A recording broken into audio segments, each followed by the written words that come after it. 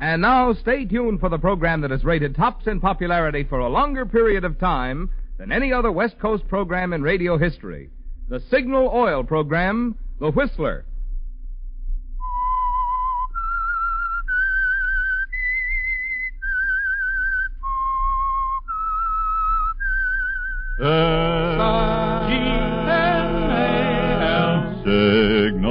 Signal gasoline. Signal, the famous Go Farther gasoline, invites you to sit back and enjoy another strange story by The Whistler. For extra driving pleasure, the signal to look for is the yellow and black circle sign that identifies Signal service stations from Canada to Mexico. And for Sunday evening listening pleasure, the signal to listen for is this whistle that identifies the Signal Oil program, The Whistler.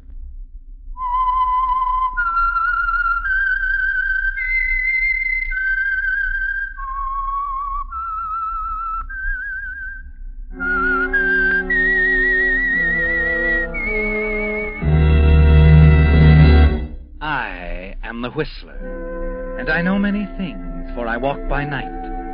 I know many strange tales hidden in the hearts of men and women who have stepped into the shadows. Yes, I know the nameless terrors of which they dare not speak. And now the Whistler's strange story, Confession.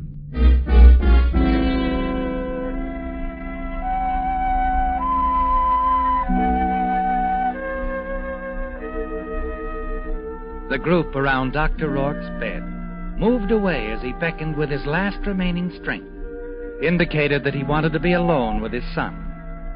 It was all right, the nurse decided, because his boy, James Rourke, was a doctor himself.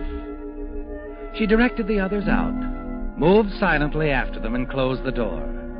James sat on the edge of the bed and listened at what his father had to say. It was an amazing story, something the dying man had to clear up. It wasn't really his own story, but that of one Tony Delgado, former public enemy number one.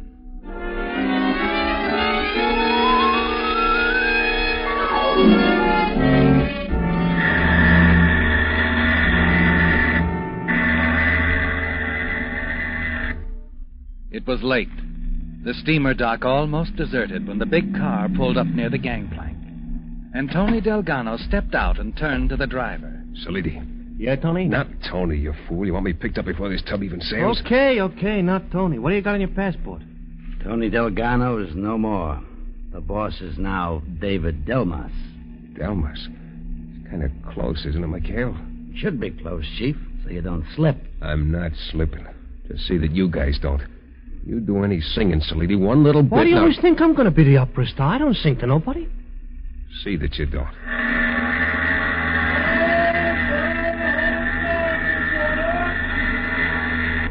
You better go aboard, Chief. Yeah. Nice trip, Mr. Delmar. Go on, get back in the car. Here, Chief, here's your passport. Thanks, Mikhail. You're okay? I'll keep an eye on Salidi for you, don't worry. You'll make it, Chief. Sure, I always have. Well... So long, Mikhail. Don't take any lead slugs.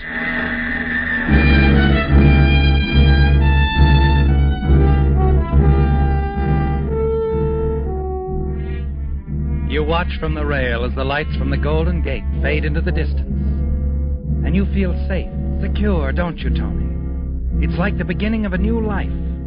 One that's free of the police. A new life under another name, David Delmas. You enjoy it even more only a few hours later at a cocktail party on board, when you manage a meeting with a very exciting girl, Sharon Phillips. You feel a sense of amusement inside as you introduce yourself in the ship's lounge. No, not at all. Delmas. David Delmas. Oh, it's a pleasure, Mr. Delmas. Well, they say that shipboard friendships sometimes lead to all kinds of things. Oh? May I get you another cocktail? If you like. Manhattan, please. Sure. Oh, just a moment. I want you to meet someone. An old friend. Oh? Doctor? Dr. Rourke. Rourke. Over here, Doctor. Oh, hello, Sharon. So you decided to take the trip after all. Uh-huh. Dr. Rourke, Mr. Delman. Hi. How do you do? I'll get that drink for you, Sharon. Oh, and hurry back, won't you? Yeah, sure.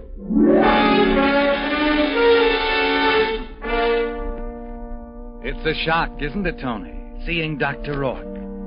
And you know that it surprised him, too. It's been a long time, hasn't it? And you know that you must talk to him alone and soon. He's gone when you return with Sharon Phillips' drink. But later, out on the deck, you see him standing by the aft rail, quietly smoking his pipe, and you saunter over. Well, we meet again, Dr. Rourke. Oh, yes. I wondered when you'd be cornering me alone, Mr. Delgado. Delmas. David Delmas. I don't suppose I have to ask you why you're traveling under an assumed name. The police again. Yeah, the police again. But, Doc, Yeah? you're going to keep my secret. Not say anything. Am I? You haven't said anything yet. No. No, I haven't. You're wise, Doc. Very wise. I could mess up your life, too, you know. In what way? Where's your memory, Doc? The time you fixed up my shoulder. After that hunting accident. I remember. Sure. And you remember it wasn't a hunting accident at all. I learned that later, Tony. Make it Dave. David Delmas. Don't tell me what to make it. I'll say what I please. When and to whom. You can't threaten me, Delgado. Sure, I know. Your son, he's a doctor, too, isn't he? Yes, he is. I wonder how his associates would feel if they heard his old man, Dr. Rourke Sr., had helped a criminal and never said anything about it. My son, you wouldn't... I would. So just forget Tony Delgado. Or your son, young Dr. Rourke, will have his life messed up, but good. I see. You're running away, I suppose? Yeah, you suppose good, Doc. What are you doing? One of your own prescriptions, maybe? A little sea voyage? I'm doing a favor for a friend. Oh? Is he on board? Yes. Don't go getting any ideas you can tell him about me. I want no one to know, Doc, till I'm free and clear. Then it doesn't make any difference. I understand. Just skip mentioning anything to your friend. Understand that, too. It would scarcely matter if I did. My friend is making his last voyage. Oh? His body is in a casket in the hold. I'm escorting him to his final resting place. His last request. Oh. Okay, Doc. I guess you won't do any talking. I'll see you around. Not if I can avoid it. Oh, did I hurt your feelings, old man? Well, forget it, see? I'll call on you any time for anything, and you'll do whatever Tony Delgado says. Sorry, I forgot my new name. Delmas. David Delmas. He speaks a little differently from Delgado. Delmas is going to be a real gent. But he's the same guy, Doc. The same guy.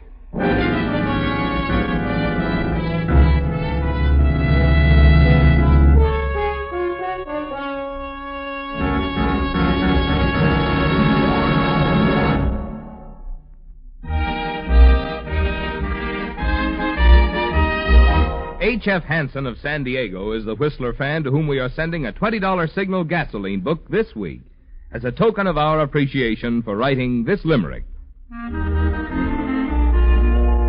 There was a young man from Del Mar who traded his horse for a car. After many a test, he found Signal gas best, 'cause it made his new car go so far. Signal, signal, signal gasoline. Your car will go far with Go Father gasoline. We're glad that our friend from Del Mar found Signal gas best, but he really wouldn't have had to make all those tests if he had just followed the lead of that increasing number of drivers who each year are switching to Signal. In fact, so many drivers have switched to Signal that the number of independent Signal stations has grown and grown, from a modest beginning in Southern California into an organization serving 6 western states, from Canada to Mexico. Wouldn't you like to discover what has made so many folks prefer Signal gasoline above all others? Then next time your gas tank gets thirsty, just remember the advice on those signal billboards you've seen. Next time, fill up with Signal, the famous Go Farther gasoline.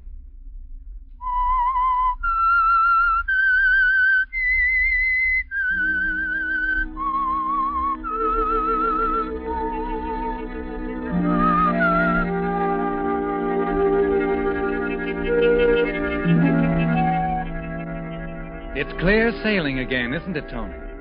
As David Delmas, you're safe on the ship. Not a worry. And Dr. Rourke will say nothing. Because he's afraid that his son, a young doctor with a bright future, will be hurt by the knowledge that his father once helped a criminal. He took a bullet out of your shoulder, didn't he, Tony? After a bank job. He didn't know. But it's the same now after all these years. He'd never be believed.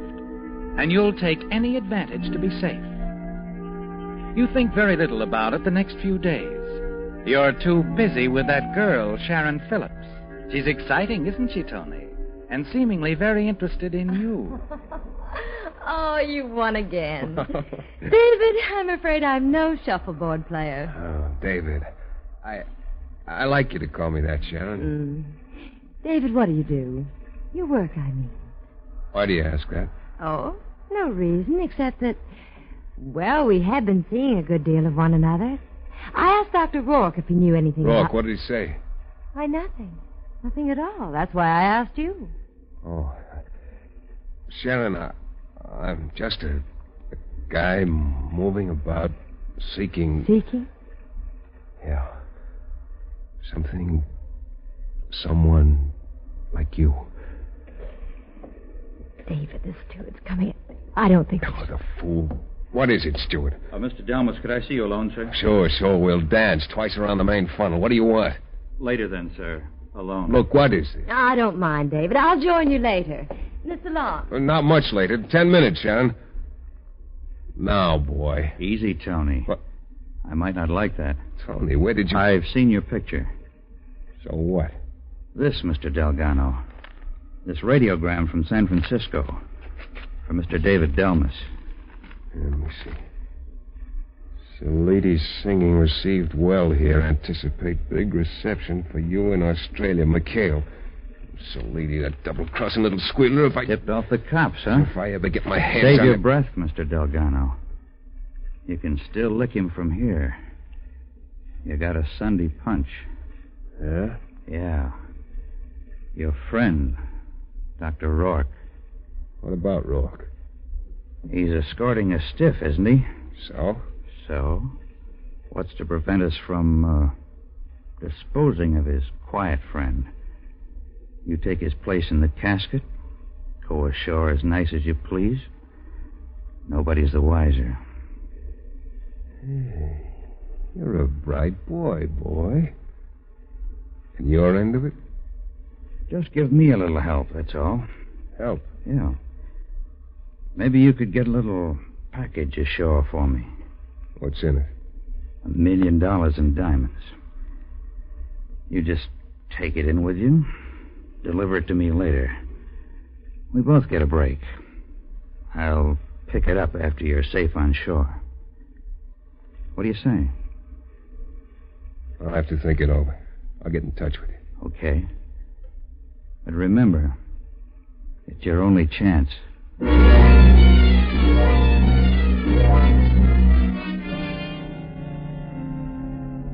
It's a way out, isn't it, Tony? But you're not certain you want to take it.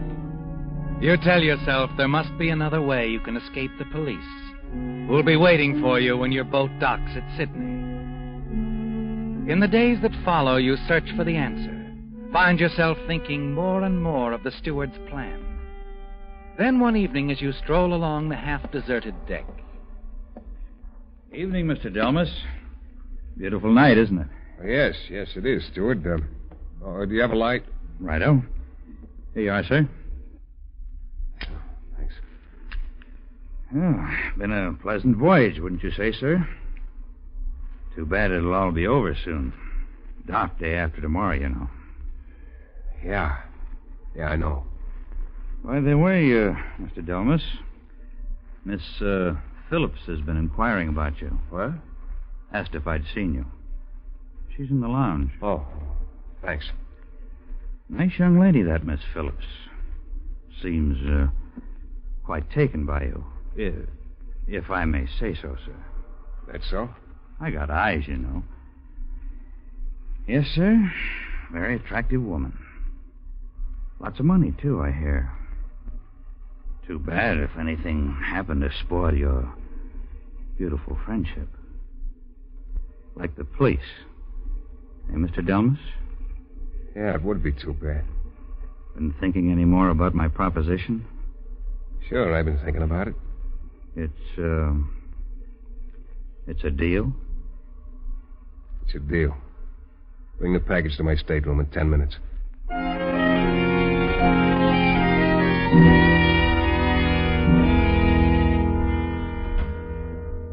Here's the package. All wrapped up nice and proper. It's not a very big one, is it? Well, not very, but it's worth $1 million. What's your cut? $20,000 on delivery. All right, beat it. I'll take care of things from now on. Is Dr. Rourke in on it? Not yet, but I'll handle him. You understand that part's between you and the doc. Sure.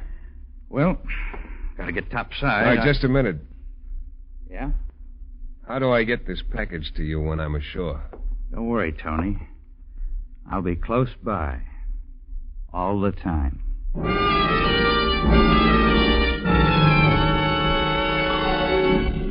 After he's left your cabin, your gaze wanders back to the small package lying on the desk. You stare at it for a moment. Then quickly you walk over to it and rip it open. You're examining the contents of the package when quickly you close the box. Slip it into the desk drawer. Come in? Hello, David. Oh, Sharon. Come in. I was beginning to wonder where you disappeared to. Oh, I was just on my way up to the lounge. Oh, the Fenways have asked a few people to their stateroom. Want to go along? Oh, have I been invited? Oh, have you? Mrs. Fenway won't take no for an answer. What's the occasion? Oh, nothing special. There'll be drinks and cards, I suppose. Mrs. Fenway has suddenly discovered the game of blackjack. She's crazy about it. Wait till she starts losing. Oh, come on, David. The Fenways are waiting. I have to go up on deck for a minute, Sharon. Oh. Why don't you run along? I'll join you later. Oh, all right. Go on, honey. It's important I take care of this matter right away. Very important.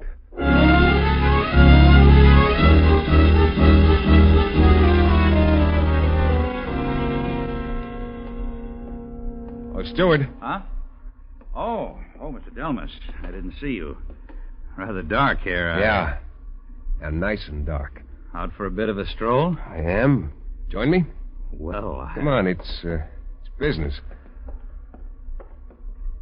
You'd like to make 10 grand easily, wouldn't you, steward? 10 grand? When I left the States, there was a reward out on me. 10 grand. Is that so? Yeah, that's so. You knew about that, didn't you? Why, no. No, I didn't. You figured you'd like to collect, didn't you? Why, I don't know what you're talking about. You wanted to hide me out where the cops couldn't find me, then you'd lead them to me. How am I doing? Oh, that's crazy. Why would I turn you in for 10 grand when you're holding a package for me that's worth 20? I opened it, Buster. You opened it? Yeah. All I found was a handful of dime store glass. Now, how about it? Now, wait a minute. You got me all wrong. No, I don't think so. What are you going to do? You're a smart punk. You can figure it out, can't you?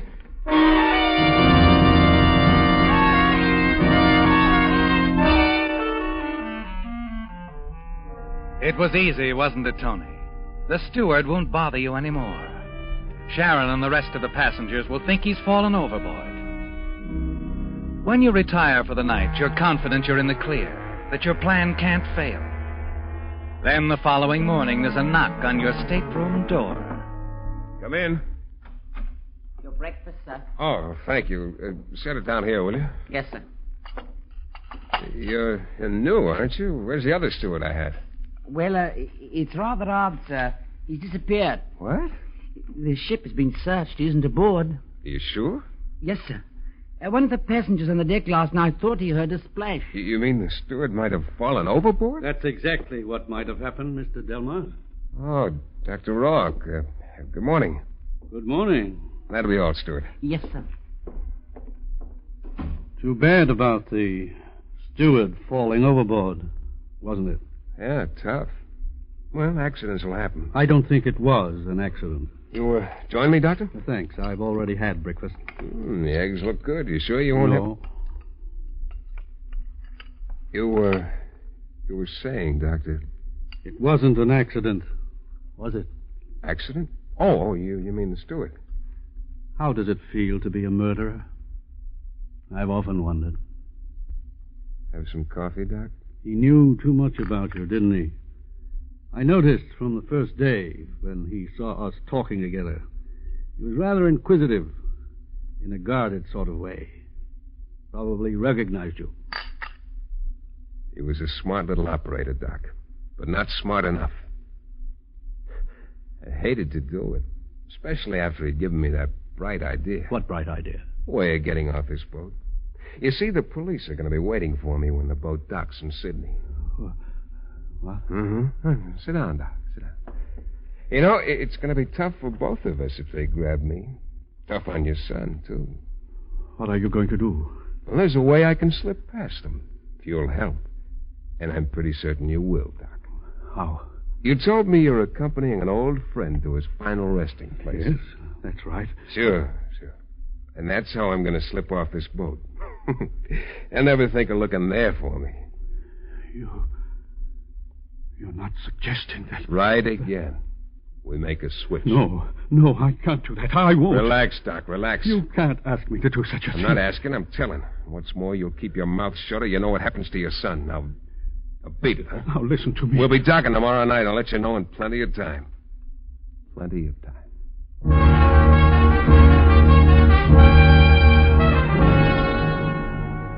You watch Dr. Rourke as he backs out of your stateroom, a stunned, horrified look on his face. You're not worried, are you, Tony?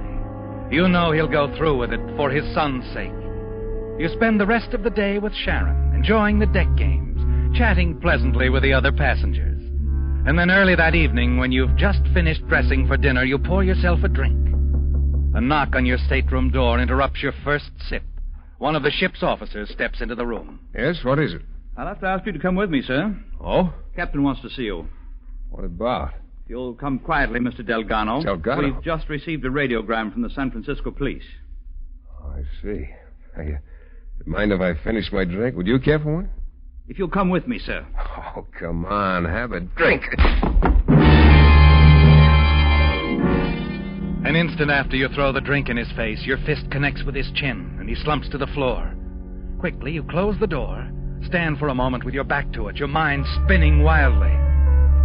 They've discovered you now, haven't they, Tony? And you've got to move fast.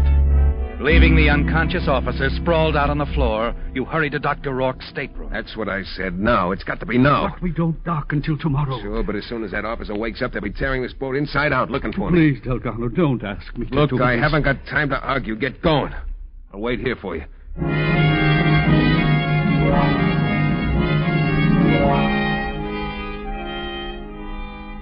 The minutes drag by, and you wait for Dr. Rourke to return. Pace his stateroom floor, stopping occasionally to pour yourself a drink from the decanter on the nightstand. An hour goes by, and then finally... Where have you been? I had to be careful. Is everything all set? Yes, I just had a talk with the captain. What? Are you double-crossing? No, wait. I told him I thought I saw you trying to hide in one of the lifeboats. Huh? Saw you lose your footing. Oh, I see. The boat is circling the area now. Hey, pretty smart. Pretty smart, Doc. Yeah, that calls for a drink. I could use one. I see you've helped yourself. Yeah, I've had a few. It'll make me feel better while I'm resting in that box down below. Tony, there's something I've got to Look, tell you. we've talked enough. But this is important. I know all I need to know. Now, come on, finish your drink. We're going down into the hole where you can make me nice and comfortable. But, Tony... I said come on. I don't want to talk about it anymore. Very well. You seem to be giving the orders.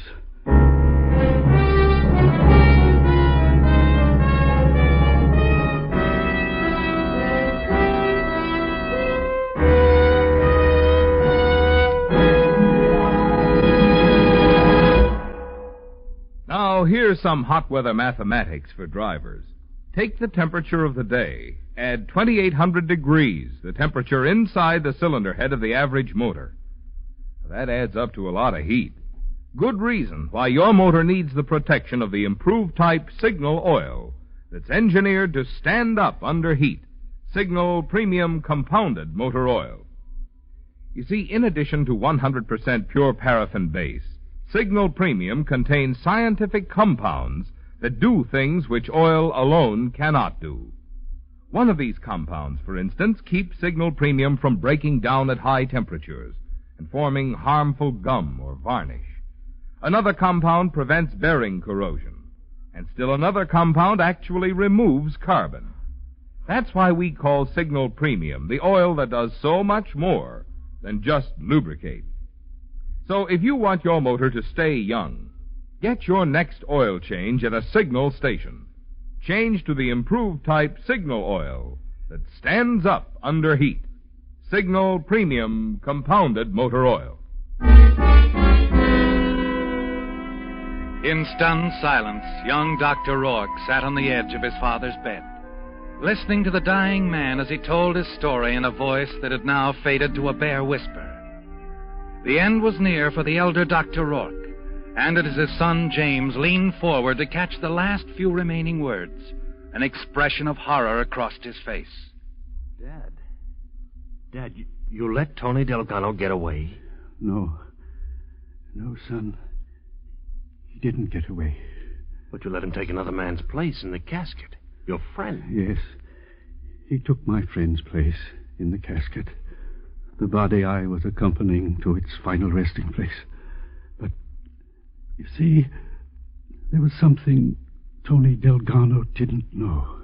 Oh, what was that, Dad? That my friend had chosen as his final resting place a burial at sea, somewhere near Australia.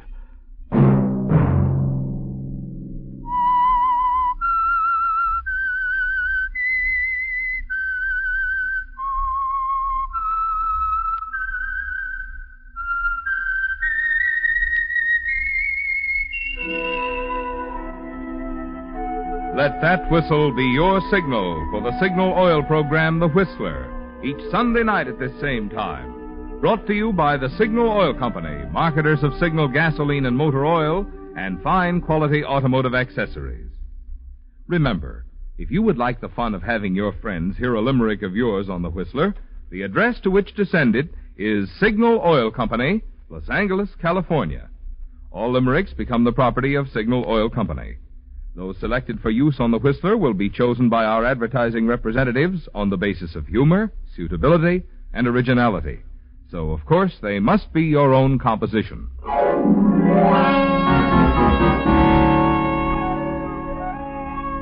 Featured in tonight's story were Ira Grossell and Herb Butterfield. The Whistler was produced by George W. Allen, directed by Sterling Tracy, with story by Joel Malone and Adrian Jean Doe. Music by Wilbur Hatch, and was transmitted to our troops overseas by the Armed Forces Radio Service. The Whistler is entirely fictional, and all characters portrayed on The Whistler are also fictional. Any similarity of names or resemblance to persons living or dead is purely coincidental. Remember, at this same time next Sunday, another strange tale by The Whistler.